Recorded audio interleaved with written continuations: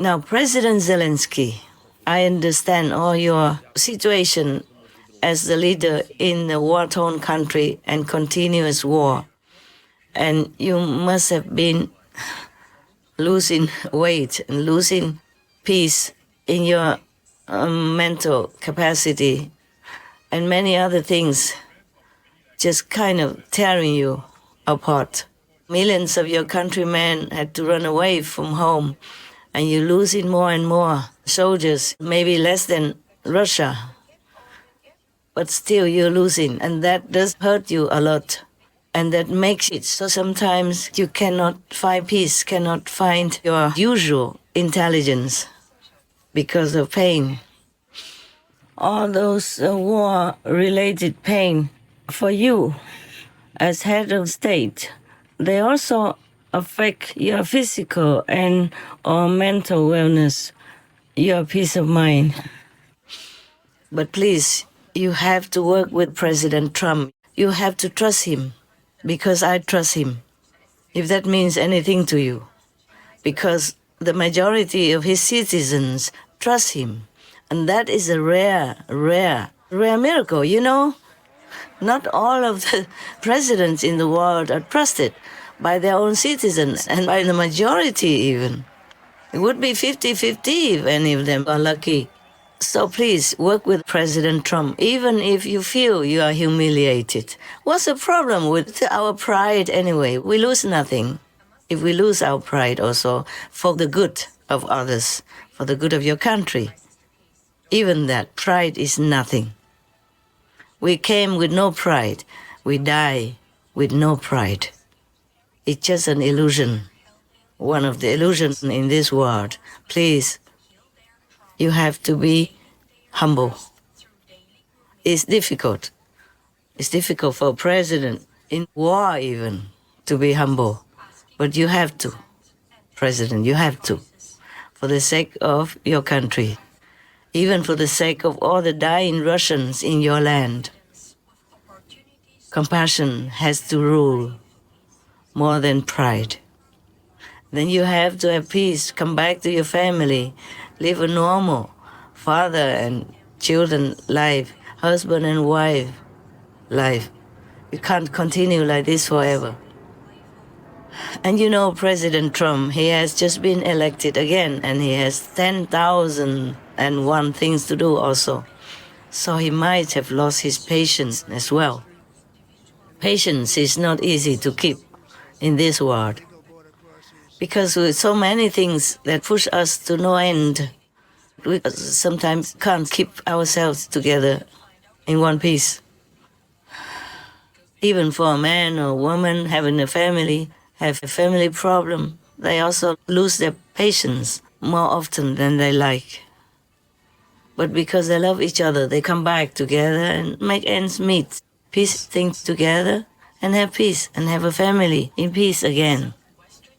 Just not to talk about you as a president of a warring country. Daily knowing how much bad news, daily knowing how many people die on both sides. I know even Russians are supposed to be your enemy, but you feel also not good when they die or wounded and crippled in any way, because they're also human. They look like your citizens as well.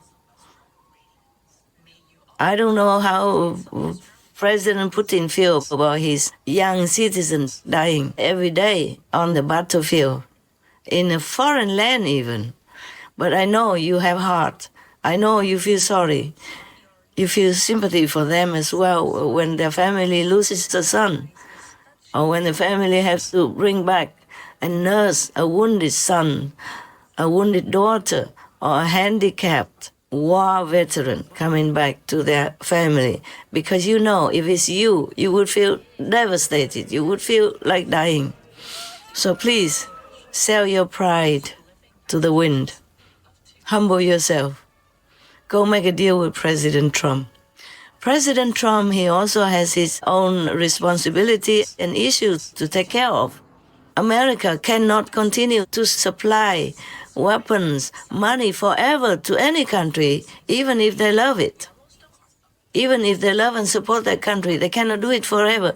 The Americans' tax money has to be spent on the Americans' welfare. And you know President Trump is all for his own citizens. So if he makes any deal, it has to be fair for both, you know? Even the richest person in the world cannot continue to help the poor people all the time and always. Their money will run out, their business will be ruined. So President Trump, he's a fair person. He does what's good for Americans, but he also considers other countries.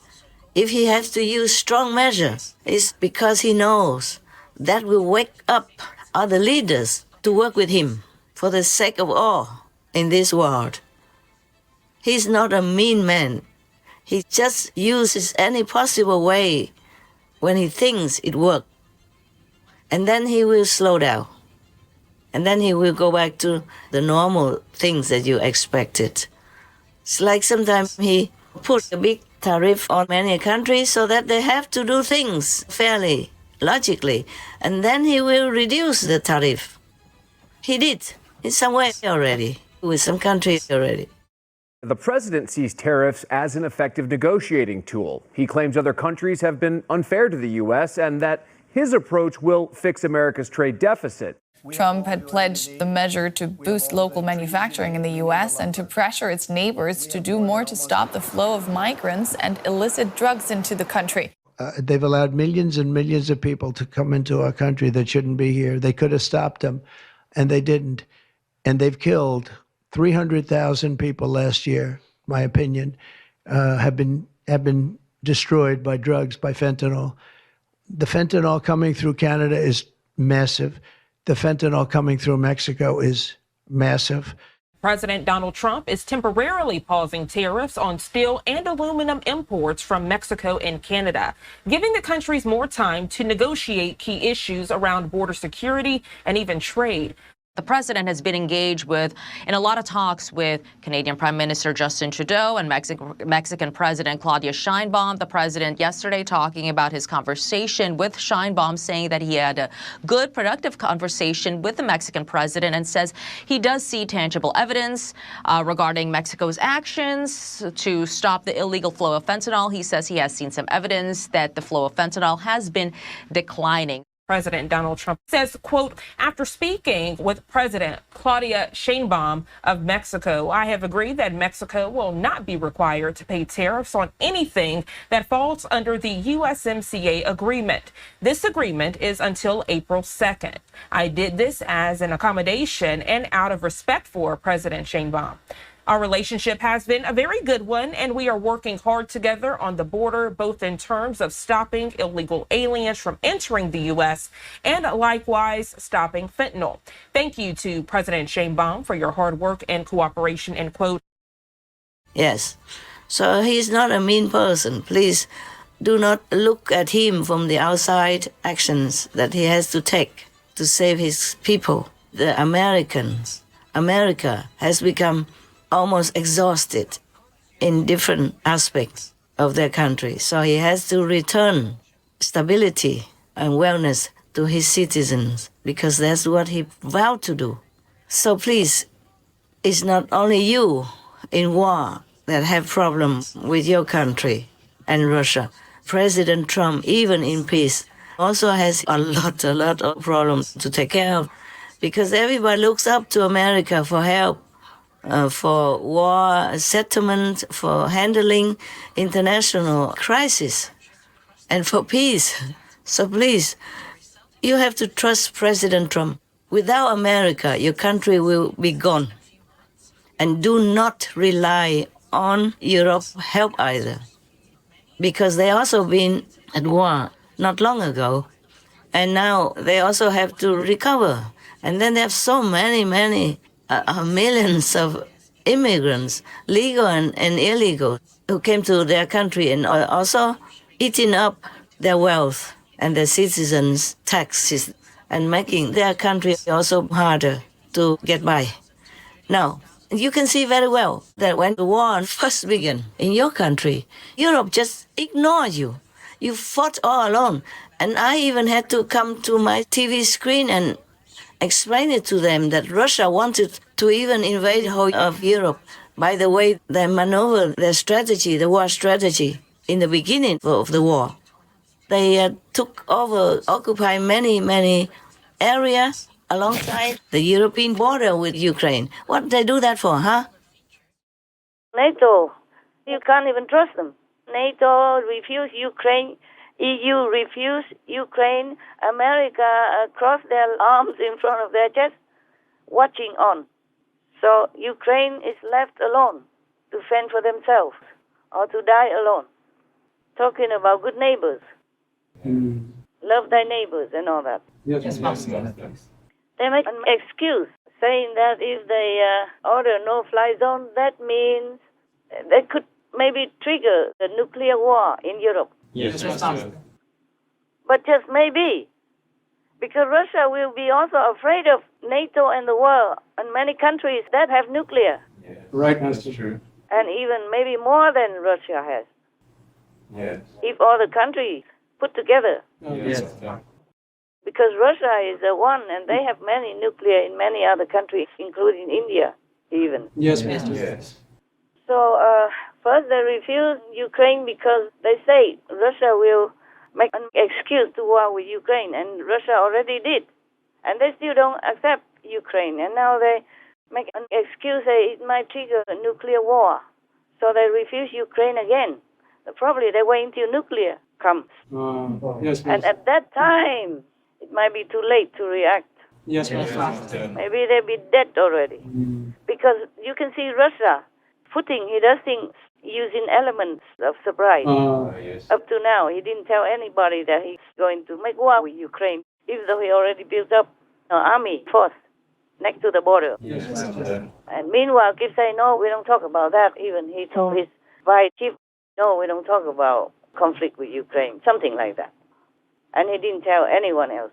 He didn't tell his people even. Even the army did not know until maybe last minute. Help Ukraine to eliminate this war in any way you can. In the beginning, all the way up to deeper into the war, the Kremlin occupied all this border from Crimea because they took Crimea and they used that as a base, as a stepping stone, and went more deep into Ukraine's different regions along the border of Russia. And they want to stretch it all the way to Belarus and then past Belarus and then all the way to cover all the border with Europe. You can see that. I don't have to be a war strategist to see it. I saw it on the map. And you see the brave Ukrainian soldiers and people are already taking back more than half of what Russia has occupied. Well, we thank God for that. And we are in debt to them. Because if they take all the border all the way to Belarus and continue, then they will have bases everywhere around the European border. And they will attack any European country anytime, easily, if they have bases already. And are prepared and equipped everywhere they want. Just they would attack one country after another in Europe because they want to control all of Europe and the world as well, with the backing of their so-called allies. And you know what I mean now. And Europe is still sleeping.